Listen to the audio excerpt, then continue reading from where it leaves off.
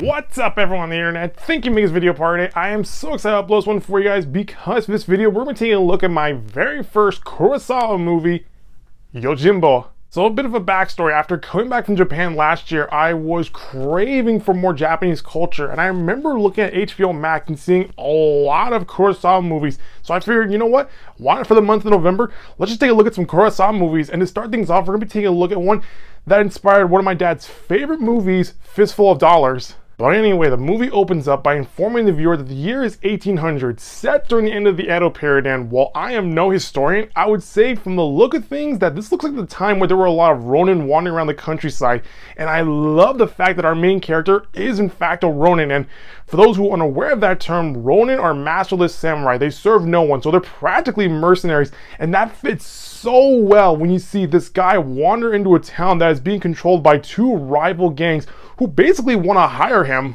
Now that sounds cool in concept. When you look at these two rival gangs, they're practically wannabe gangsters, and then here comes this real ronin wandering into the town who just by his sheer presence is already a problem. And I love how even though our main character is practically a sword-wielding killing machine, he's also very smart how he approaches things, and we see that in the first act of this film because after being made some very generous offers from both gangs, he decides to play them both against one another while making each side believe that he is on their side, while also earning some profit while no one's looking.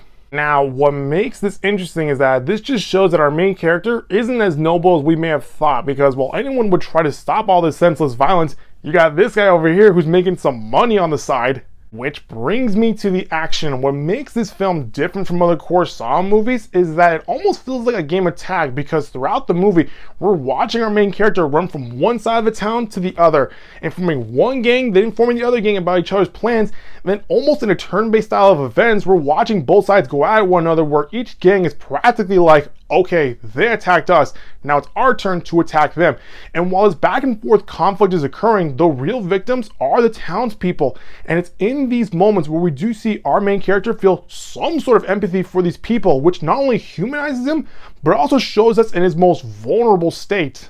Now I say that because from the beginning, our main character has been cold and calculated with every decision he makes.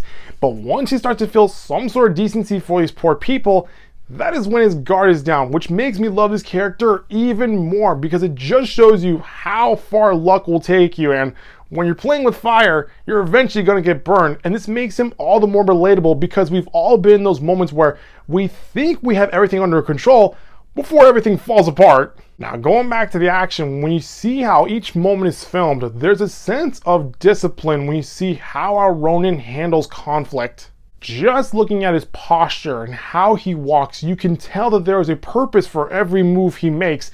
And I love how throughout the movie we're practically teased at just how trained this ronin really is.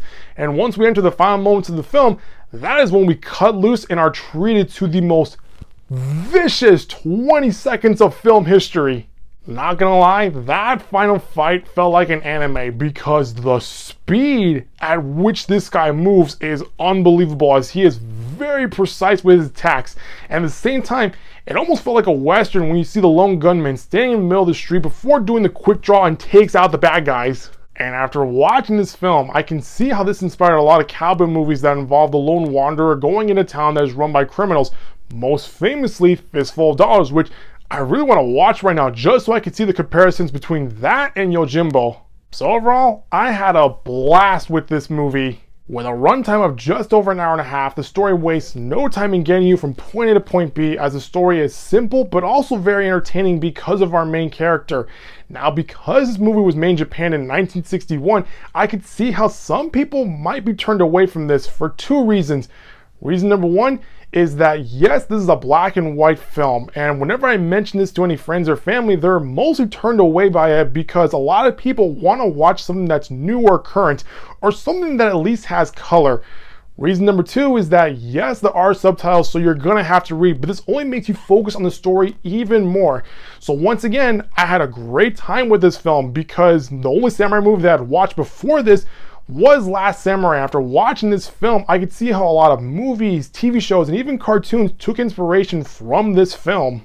With that being said, if you're interested in looking into some old samurai movies, I highly recommend you start off with Yojimbo, given how its simplicity serves as a good entry point into Kurosawa storytelling. Well, that's going to do it for this video, guys. That was my overall review for Yojimbo. If you like what you saw, hit the subscribe button to get updates from this channel. I'll see you next time in a brand new video.